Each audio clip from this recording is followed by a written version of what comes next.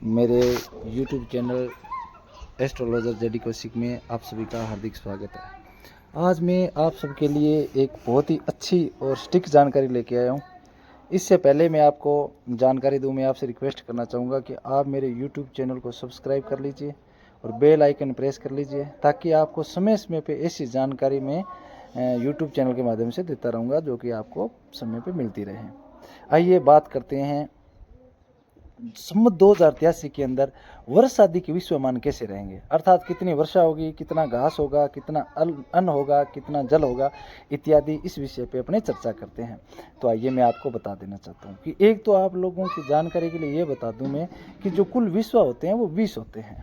वर्ष आदि के कुल मान होता है जो 20 होता है, जिसमें पदार्थ के विश्व 1 से 20 अंकों के मध्य जितने अधिक होंगे उस वस्तु के उत्पादन की मात्रा उतनी अधिक होगी। जैसे आप मेरी बात को समझ ही गए होंगे। 1 से 20 तक जिस पदार्थ के विश्व ज़्यादा होंगे वो ही पदार्थ ही ज़्यादा होगा, अर्थात उसका जो प्रोडक्शन है, उत्पादन है, सबसे ज़्यादा साल में होगा। आइए अब आगे बात करते हैं अपने। अब इसकी गणना कैसे करें हम? तो 2083 के लिए मैं आप लोगों को बता देता हूँ कि संवत 2083 के अंदर 11 विश्व, कितने, दोबारा सुन लीजिए, 11 विश्व धान्य के हैं, अर्थात 20 में से 11 विश्व धान्य मतलब अनाज होगा, इसका उत्पादन ज़्यादा होगा। तात्पर्य ये हुआ कि आगामी वर्ष धान्य का उत्पादन औसत रूप अर्थात मध्यम रहेगा।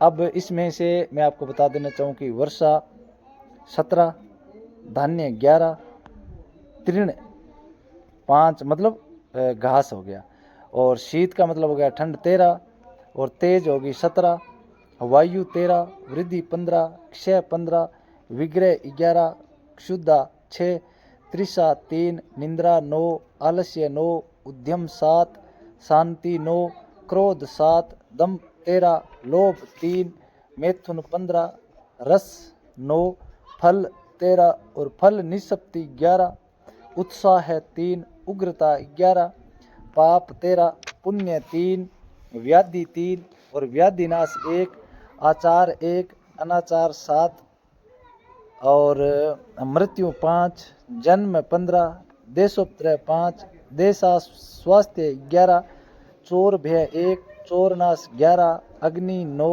अग्नि शांत 23, उद्भिज 7, जरायुज 3, अंडज 11, स्वेदज 5, टिड्डी 5, तोता 9, और मुस्क 7, सोना 11, ताम्र 17, स्वचक्र 5, परचक्र 11, वृष्टि 17, वृष्टिनाश 11 तथा संवत विश्व 18 है। अब आप लोग मेरी इस बात को समझ नहीं पाए होंगे कि ये सब क्या बताया आपने। भाई विश्व तो कुल 20 होते हैं और आपने तो बता दिया हजारों की संख्या में। तो इसका भाव ये समझे कि जो मैंने जिस पदार्थ के जितने विश्व बताए हैं वो उन 20 में से हैं।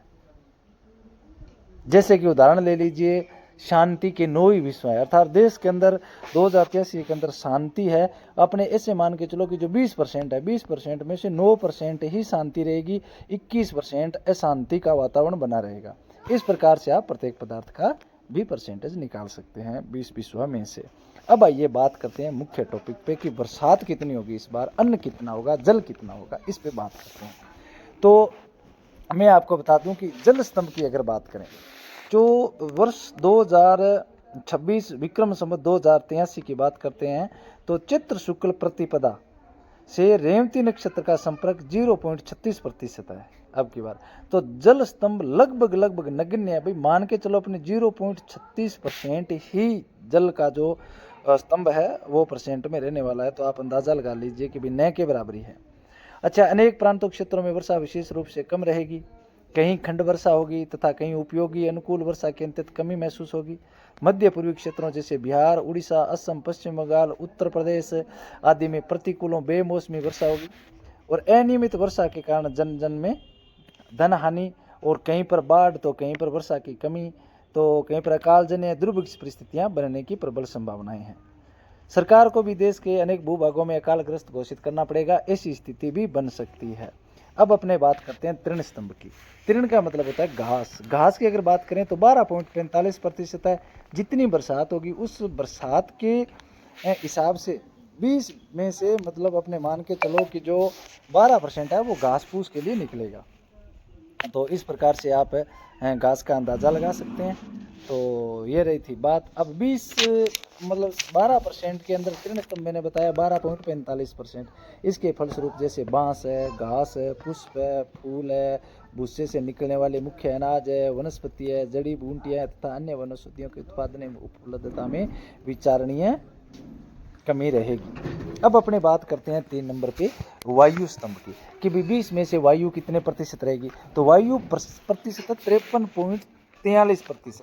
53.43 मतलब का आपने ये मान के चलो कि भाई आपकी बार 2083 के अंदर आंधी और तेज हवाएं खूब चलेगी और उसकी वजह से अपने भाई मान सकते हैं कि तेज आंधियाँ, चक्रवात, तूफान, बवंडर, इस प्रकार की परिस्थितियां देश के अंदर बहुत ज़्यादा बनेगी।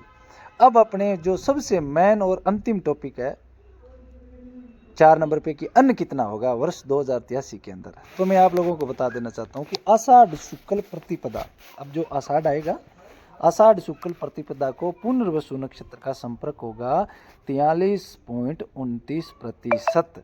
कुछ राज्यों में विपरीत जलवायु और प्राकृतिक प्रकोपों के कारण अन्न धान्य, कुछ सब्जियों के उत्पादन में भी कमी आएगी। और ये मान के चलो कि आप उत्पादन की कमी की वजह से मूल्य भी बढ़ेंगे, दर भी बढ़ेगी, उसकी वजह से भी जन जन में थोड़ी सी त्रासदी आ सकती है। वायु स्तंभ ज़्यादा भावी है तो इसमें फसलों का ज़्यादा नुकसान है, खड़ी फसलों में नुकसान है इत्यादि होने की संभावना बनी रहेगी। तो इस प्रकार से अपने कह सकते हैं कि भाई मैंने जो 4 स्तंभ बताए हैं उन 4 स्तंभों में अब की बार ये स्थिति रहने वाली है। आपको मेरा ये वीडियो कैसा लगा आप मुझे